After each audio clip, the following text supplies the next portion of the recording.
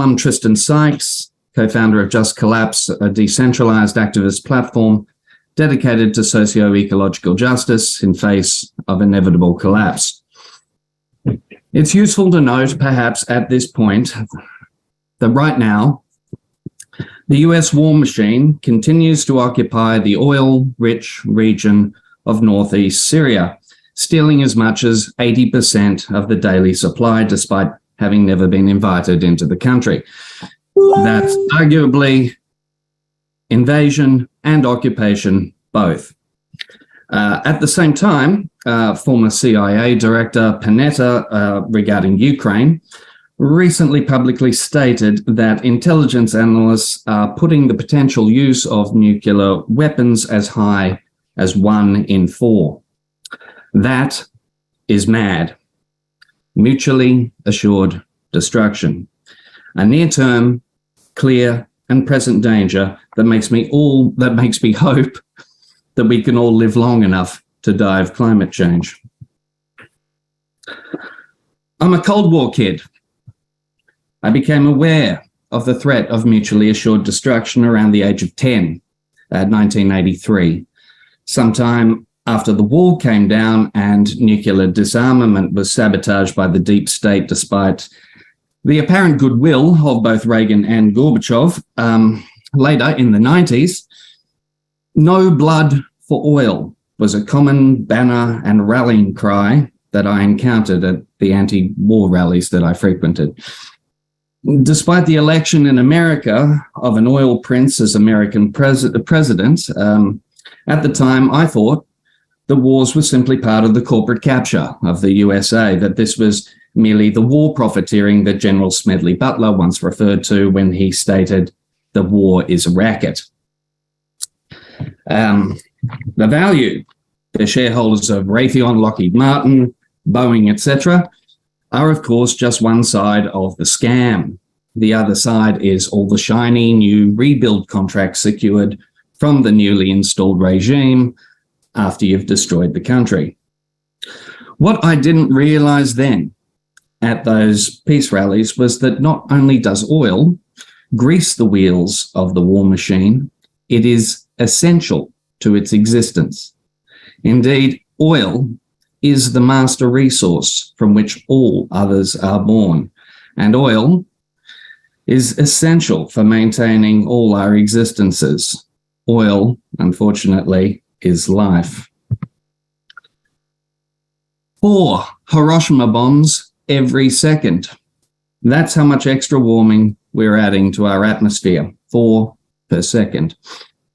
Calculated by Dr. Holmes of Monash University and published by physics.org reputably, that this is 240 bombs a minute, 20,000 bombs an hour. Each day, nearly 500,000 Hiroshima bombs worth of energy are dropped on our atmosphere. This is war. A war being waged on our planet, on our very life support system.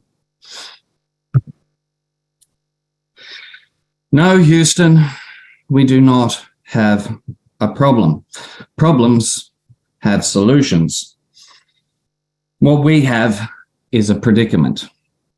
The problem with problem identification is that if you've incorrectly identified the problem, then solutions tend to become maladaptive. It's not a complicated logic. Without an accurate diagnosis, the cure is never going to work out well. So, along with the 6th mass extinction, the energy crisis, ecological collapse, climate change, the deadly, serious existential crisis that it is only one of the many, many problems that all result from our one true predicament. Infinite growth on a finite planet has no future. This self-evident logic is indisputable. Nonetheless, growth is the dominant paradigm and zeitgeist of the modern era. The prevailing wisdom is, if it's growth, it's good. As you can see here, this graph represents many thousands of years and demonstrates the near one-to-one relationship between oil and the human population. The green line is us. Well, the oil is running out. The low-hanging fruit is nearly all gone, and we're currently resorting to extreme measures to keep up with rising demand, as exemplified by the rise in fracking and the ecological obscenity that is tar sands mining. Oil, of course, is a fossil fuel, and fossil fuels emit carbon dioxide, CO2, when burned. So you'd think running out of oil would be great news. Climate solved.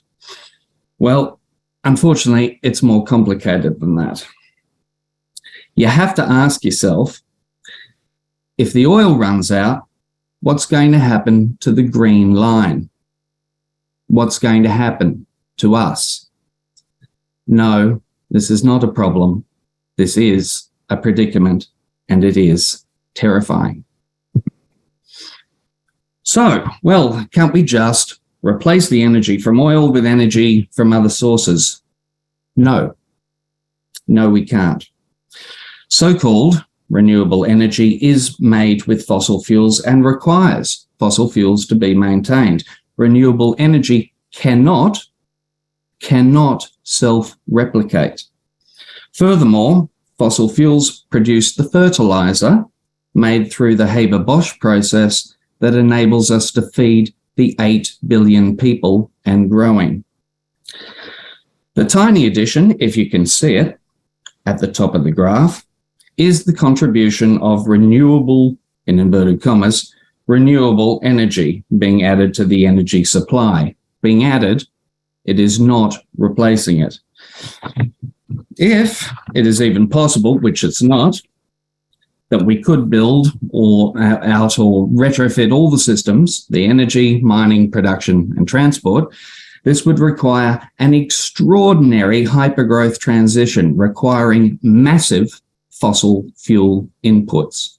This is like a smoker with emphysema suggesting they can cure their affliction by doubling their habit. It's absurd. But nonetheless, this is the current global policy as epitomized by the International Panel on Climate Change, the IPCC, because they've falsely identified the problem as CO2 emissions. And because they have falsely identified the problem, they're responding to a symptom rather than the disease itself, which is our predicament. Because our predicament is not climate change, it is overshoot. In environmental science, simply put, this is demand in excess of regeneration. Basically, humans use more of the planet each year than the planet can replace. The greenhouse gases associated with climate change, carbon dioxide, methane, nitrous oxide, these are all merely byproducts. These are pollution issues symptomatic of the one overarching predicament. As you can see from the graph, rather than being restricted to the carrying capacity of the planet, we have stretched that capacity through the use of finite, irreplaceable fossil fuels to reach our current position of extreme ecological overshoot. The result, of course, of overshoot is the smashing through of the 6 of the 9 planetary boundaries that ensure a livable world. It means the degradation of the planet's carrying capacity, of its ability to support life. It is a war on the world, a mass extinction, a genocide on a planetary scale. To be clear, solving, if we could, which we can't, the pollution problem that is climate change, this doesn't in any way address the predicament of overshoot and its origin. That is its origin. And this is why it is absolutely vital to work from an accurate diagnosis. So, what usefully can be done for socio-ecological justice in response to our overshoot predicament? And in this forum's context, what are the implications for geopolitics and war? Just Collapse is a decentralized activist platform dedicated to socio-ecological justice in face of inevitable and irreversible collapse.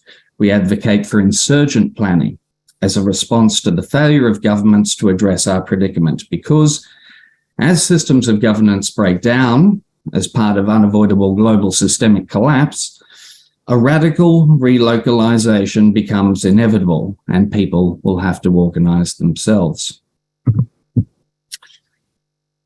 The United States of America, as imperial hegemon with 107 documented wars to its name, and nearly, if you count the domestic bases as well, nearly 1,000 military bases dotted around the world.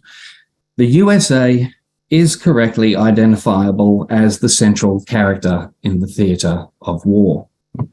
So, what are the implications for geopolitics? Well, when you understand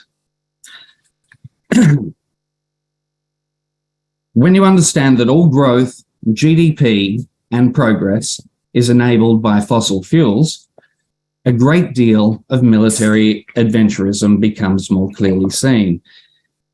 Indeed, there is nothing new about resource wars. Wars for resources were fought long before the age of empires, fought for access, for water, for minerals, for arable land.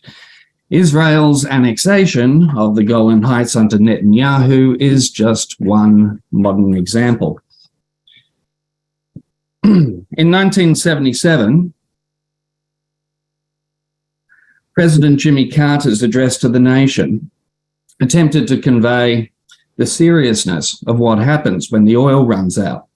This is degrowth by disaster, collapse. I believe it was at this point that energy security became the meta-framing for a shared and united understanding between the military-industrial complex, global capitalism, and the national interests of the USA. At all costs, the oil must flow. Flow it must, and flow it has. However, nearly 50 years on, energy return on energy invested, EROEI, suggests that oil is going to become a great deal more expensive, as with the low-hanging fruit gone, we expend greater energy for ever diminishing returns. Oil as the master resource, as it becomes more expensive, this makes everything else more expensive too, leading to inflation, insecurity, default, poverty, social instability, and inevitably economic, political, and social collapse. As the process of collapse accelerates in face of resource scarcity, the potential for conflict and war is multiplied. Without doubt, 13 minutes, just a heads up. Thanks. Nearly done. Without doubt, climate change is an existential threat. Like a steamroller, once set in motion, it is near impossible to stop. Unlike the near instantaneous Armageddon scenario that is mutually assured destruction, without doubt, over time, climate change will annihilate and collapse civilization just as effectively. So here's the rub, the catch-22. Assuming that we do, in the near term, avoid mutually assured destruction, our continuing use of oil further exacerbates our global warming situation. Conversely, just stopping oil intensifies our overshoot predicament. We simply can't feed 8 billion people without oil. And worse, pursuing the impossible fantasy of a renewable transition will result in the eclipsing of all previous historic CO2 emissions. We are damned if we do, and we are damned if we don't.